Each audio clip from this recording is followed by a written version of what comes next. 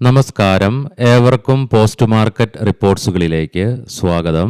ഇന്ന് ജനുവരി 1, 2026 വ്യാഴം. അങ്ങനെ ഈ വർഷത്തെ ആദ്യ ട്രേഡിംഗ് സെഷനിൽ വലിയ പ്രതീക്ഷകൾ വെച്ച് പുലർത്തിയെങ്കിലും മാർക്കറ്റിൽ നിന്ന് കാര്യമായ നേട്ടമൊന്നും കൈവരിക്കുവാനുമായില്ല. ഫ്ലാറ്റ് ആയിട്ടാണെങ്കിലും നേരിയ നേട്ടത്തോടുകൂടി തന്നെ വ്യാപാരം അവസാനിപ്പിക്കുവാനുമായി തൽഫലമായി ഇന്ന് തുടർച്ചയായി രണ്ടാമത്തെ ട്രേഡിംഗ് സെഷനിലും നിഫ്റ്റിക്ക് നേട്ടത്തോടുകൂടി തന്നെ വ്യാപാരം അവസാനിപ്പിക്കുവാനും സാധിച്ചു. എന്തെല്ലാം കാരണങ്ങൾ കൊണ്ടാണ് ഇന്ന് നമ്മുടെ മാർക്കറ്റ് ഫ്ലാറ്റ് ആയിട്ട് വ്യാപാരം അവസാനിപ്പിക്കുവാനുണ്ടായതെന്ന് വിശദമായി തന്നെ നമുക്ക് ഈ വീഡിയോയിൽ പരിശോധിക്കാം.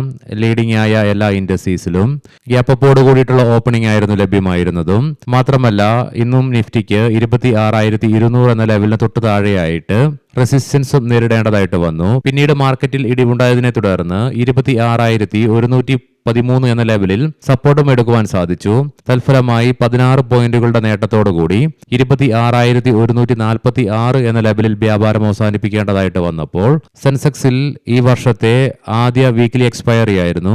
32 പോയിന്റുകളുടെ നഷ്ടത്തോടുകൂടി തന്നെ വ്യാപാരം അവസാനിപ്പിക്കേണ്ടി വന്നെങ്കിലും 85,000 എന്ന സൈക്കോളജിക്കൽ ലെവലിന് മുകളിലായിട്ട് വ്യാപാരം അവസാനിപ്പിച്ച് നിലകൊള്ളുവാനുമായി അതേസമയം ബാങ്ക് നിഫ്റ്റിക്ക് 129 പോയിന്റുകളുടെ നേട്ടത്തോടുകൂടി തന്നെ വ്യാപാരം അവസാനിപ്പിക്കുവാനുമായി കഴിഞ്ഞ വർഷത്തെ ഫസ്റ്റ് ട്രേഡിംഗ് സെഷനിൽ നിഫ്റ്റിക്ക് 1.88% നേട്ടമാണ് കൈവരിക്കുവാൻ സാധിച്ചെങ്കിൽ ഇത്തവണ ആകെ 0.06% നേട്ടം മാത്രമേ കൈവരിക്കുവാനായുള്ളൂ. ഇതേ ഒരു ട്രെൻഡ് തന്നെയായിരുന്നു 2024 ആദ്യ ട്രേഡിംഗ് സെഷനിൽ ദൃശ്യമായതും.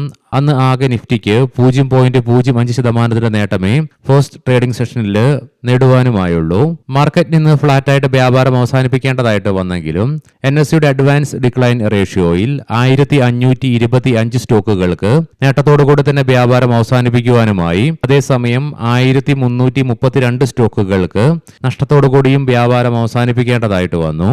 Eternal, NTPC, Bajaj auto, Shriram finance, L&T തുടങ്ങിയ സ്റ്റോക്കുകൾ ഇന്ന് നിഫ്റ്റിയിൽ നേട്ടം കൈവരിച്ചപ്പോൾ ITC, Bajaj finance, doctor Reddy's lab, ONGC, Bharat electronics തുടങ്ങിയ സ്റ്റോക്കുകൾക്ക് ഇന്ന് നിഫ്റ്റിയിൽ നഷ്ടവും നേരിടേണ്ടതായിട്ട് വന്നു. സെക്ടർ വൈസ് നോക്കുമ്പോൾ FMCG ഇൻഡെക്സിന് 3% ഇടിവ് നേരിടേണ്ടതായിട്ട് വന്നു. ഇന്ന് FMCG സെക്ടറിന് വലിയ തകർച്ച നേരിടുവാനുണ്ടായ കാരണം എന്തൊക്കെയാണെന്ന് വിശദമായി തന്നെ നമുക്ക് ഈ വീഡിയോയിൽ പരിശോധിക്കാം. കൂടാതെ ഫാർമ സെക്ടറിനും ഇന്ന് 0.5% നഷ്ടത്തോടുകൂടി തന്നെ വ്യാപാരം അവസാനിപ്പിക്കേണ്ടി വന്നപ്പോൾ IT, metal, power, telecom, PSU bank തുടങ്ങിയ മേഖലകൾക്ക് 0.5% മുതൽ 1.5% നേട്ടവും കൈവരിക്കുവാനായി. ബോർഡർ മാർക്കറ്റ്സിലും ഇന്ന് മിക്സ്ഡ് സെന്റിമെന്റ്സ് ആണ് കാണുവാനായിട്ട് സാധിക്കുക. BSE മിഡ് ക്യാപ്പിന് 0.3% നേട്ടത്തോടുകൂടി വ്യാപാരം അവസാനിപ്പിക്കുവാനായപ്പോൾ സ്മോൾ ക്യാപ്പിന് ഫ്ലാറ്റ് ആയിട്ടും വ്യാപാരം അവസാനിപ്പിക്കേണ്ടതായിട്ട് വരികയുണ്ടായി. തുടർച്ചയായി ഇന്നും ഇന്ത്യൻ രൂപയ്ക്ക് അമേരിക്കൻ ഡോളറിനെതിരെ ഇടിവ് നേരിടേണ്ടതായിട്ട് വരികയുണ്ടായി. തൽഫലമായി ഇന്നലത്തെ ക്ലോസിംഗ് ലെവലിൽ നിന്നും 9 പൈസയുടെ നഷ്ടത്തോടുകൂടി 89.96 എന്ന ലെവലിലായിട്ടാണ് ഇന്ത്യൻ രൂപ വ്യാപാരവും അവസാനിപ്പിക്കുകയുണ്ടായത്. തുടർച്ചയായിട്ട് 6 ട്രേഡിംഗ് സെഷനുകളിലായി ഇടിവ് നേരിട്ടുകൊണ്ടിരുന്ന നിഫ്റ്റി ഐടിക്ക് ഇന്ന് 287 പോയിന്റുകളുടെ നേട്ടത്തോടുകൂടി 0.25% നേട്ടവും കൈവരിക്കുവാനായി. 6 ട്രേഡിംഗ് സെഷനുകൾക്ക് ശേഷം ഇന്ന് നിഫ്റ്റി ഐടിയെ നേട്ടത്തിലേക്ക് നയിക്കുവാനുണ്ടായത് പ്രധാനമായും 3 കാരണങ്ങളായിരുന്നു. ആദ്യമായി തന്നെ വാല്യൂ ബൈയിങ് ആയിരുന്നു. കാരണം തുടർച്ചയായി 6 ട്രേഡിംഗ് സെഷന് കൊണ്ട് ഡീസന്റ് ആയിട്ടുള്ള കറക്ഷൻ പല ക്വാളിറ്റി സ്റ്റോക്സുകൾക്കും നേരിടേണ്ടതായിട്ട് വന്നു. അതുകൊണ്ട് തന്നെ ഇന്ന് പല നിക്ഷേപകരും IT സെക്ടറിലുള്ള ക്വാളിറ്റി സ്റ്റോക്സുകൾ വാരിക്കൂട്ടുക തന്നെയുണ്ടായി. രണ്ടാമതായി വരാൻ പോകുന്ന മാസങ്ങളിൽ US നിന്നും ഇൻട്രസ്റ്റ് റേറ്റ് കട്ട് നടപ്പിലാക്കുമെന്നുള്ള പ്രതീക്ഷ വളർന്നതും IT മേഖലയ്ക്ക് ഇന്ന് ഗുണകരമായി തന്നെ മാറുകയുണ്ടായി. ഇതിനെല്ലാം പുറമെ ഈ സാമ്പത്തിക വർഷത്തെ Q3 പെർഫോമൻസിലുള്ള പ്രതീക്ഷകളും നിഫ്റ്റി ഐടിയെ ഇന്ന് നേട്ടത്തിലേക്ക് നയിക്കുവാൻ സഹായിച്ചു. ഇന്ന് ഒരു സിംഗിൾ ഡേ കൊണ്ട് FMCG സെക്ടറിന് 3% ഇടിവ് ഇൻട്രാഡേ ബേസിസിൽ നേരിടേണ്ടി വന്നതിനെ തുടർന്ന് FMCG സെക്ടറിൽ നിന്ന് 9 മാസത്തെ ലോയും ടച്ച് ചെയ്യേണ്ടതായിട്ട് വരികയുണ്ടായി. ഇതിലേക്ക് പ്രധാനമായി നയിച്ചത് സിൻഗുഡ് ടാക്സിന് പുറമെ സിഗരറ്റുകൾക്ക് മുകളിൽ വീണ്ടും കേന്ദ്ര സർക്കാർ അധിക നികുതി പ്രഖ്യാപിക്കുകയുണ്ടായി. ഇതിനെ തുടർന്ന് ഇന്ന് സിഗരറ്റ് സ്റ്റോക്കുകളിലും ഇടിവ് പ്രകടമായിരുന്നു. ഈ ഒരു കാരണം തന്നെയാണ് പ്രധാനമായും ഇന്ന് FMCG സെക്ടറിനെ തളർത്തുക തന്നെ ഉണ്ടായത്. ഇനി നമുക്ക് ഇന്ന് ന്യൂ ഇയറിന്റെ ഫസ്റ്റ് ട്രേഡിംഗ് സെഷനിൽ തന്നെ മാർക്കറ്റ് ഫ്ലാറ്റ് ആയിട്ട് വ്യാപാരം അവസാനിപ്പിക്കുവാൻ ഇടയാക്കിയ കാരണങ്ങൾ എന്തൊക്കെയാണെന്ന് വിശദമായി തന്നെ നമുക്ക് പരിശോധിക്കാം. ഇന്നലെയും കഴിഞ്ഞ വർഷത്തെ അവസാന ട്രേഡിംഗ് സെഷനിലും വിദേശ ധനകാര്യ സ്ഥാപനങ്ങൾ സെല്ലിംഗ് തുടരുക മാത്രമല്ല 3597.38 കോടി രൂപയ്ക്ക് സെല്ലിംഗ് വർദ്ധിപ്പിക്കുന്ന കാഴ്ചയാണ് കാണുവാനായിട്ടും സാധിച്ചിരുന്നത്. മാത്രമല്ല ഡിസംബർ മാസം മാത്രം 34,349.62 കോടി രൂപയ്ക്ക് ഇന്ത്യൻ ക്യാഷ് മാർക്കറ്റിൽ നിന്നും അവർ വിറ്റിറങ്ങിയതിനെ തുടർന്ന് ജൂലൈ മുതൽ തുടർച്ചയായി 6 മാസങ്ങളിൽ ഇടതടവില്ലാതെ അവരുടെ ഭാഗത്തു നിന്നുണ്ടായ സെല്ലിങ്ങും ഇന്ത്യൻ നിക്ഷേപകരെ നിരാശയിലാക്കുക തന്നെയുണ്ടായി. ഇന്ന് യൂറോപ്യൻ മാർക്കറ്റ്സുകൾക്ക് അവധിയാണ്. കൂടാതെ യൂറോപ്യൻ മാർക്കറ്റ്സുകൾക്കും മാത്രമല്ല ഒട്ടുമിക്ക ഏഷ്യൻ മാർക്കറ്റ്സുകൾക്കും ന്യൂ ഇയറിനോടനുബന്ധിച്ച് ഇന്ന് അവധിയാണ്. എസ്പെഷ്യലി ജപ്പാൻ, കൊറിയൻ മാർക്കറ്റുകളൊക്കെ ഇന്നലെ മുതൽ തന്നെ ഓൾറെഡി അവധിയിലായതിനാൽ തന്നെ ഇതിനെല്ലാം പുറമെ ഇന്ന് ന്യൂ ഇയർ ആയതിനാൽ തന്നെ വോളിയം വളരെ തിന്നായതും നമ്മുടെ മാർക്കറ്റിനെ ദോഷമായി തന്നെ ബാധിച്ചു.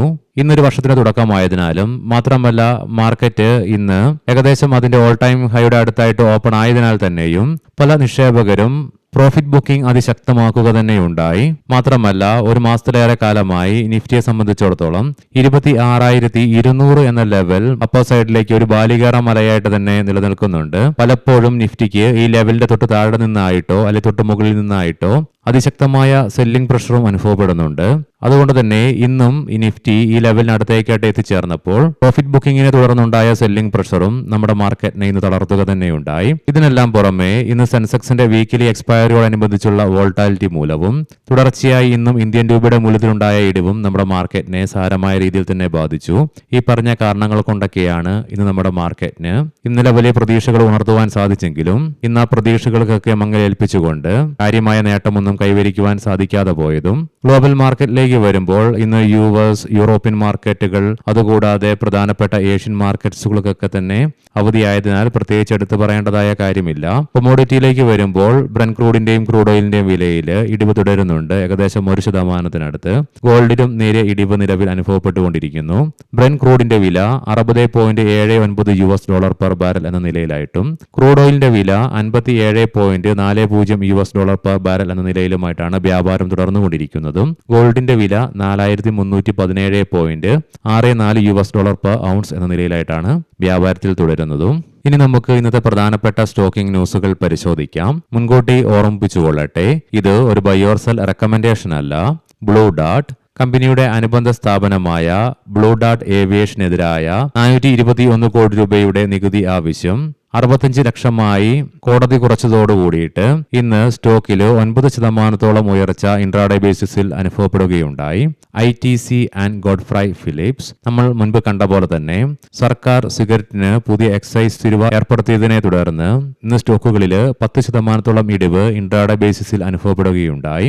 M&M ഡിസംബറിലെ ഓട്ടോ സെയിൽസ് ഡാറ്റ ഇന്ന് ഒത്തിരിയേറെ കമ്പനികൾ പ്രസിദ്ധീകരിച്ചിട്ടുണ്ട്. ഇയർ ഓൺ ഇയർ ബേസിസിൽ 25% വർധനവാണ് കമ്പനിയുടെ ഓട്ടോ സെയിൽസിൽ റിപ്പോർട്ട് ചെയ്യുകയുണ്ടായത്. അശോക് ലൈലാൻഡ് ഡിസംബറിലെ വിൽപ്പനയിൽ ഇയർ ഓൺ ഇയർ ബേസിസിൽ 27% വർധനവ് റിപ്പോർട്ട് ചെയ്തു. സുപ്ര പസഫിക് ഫിനാൻഷ്യൽ 30 കോടി രൂപ മൂല്യമുള്ള സെക്യൂർഡ് നോൺ കൺവേർട്ടബിൾ ഡിബഞ്ചറുകൾ ഇഷ്യൂ ചെയ്യുന്നതിന് ബോർഡ് അംഗീകാരം നൽകുകയുണ്ടായി.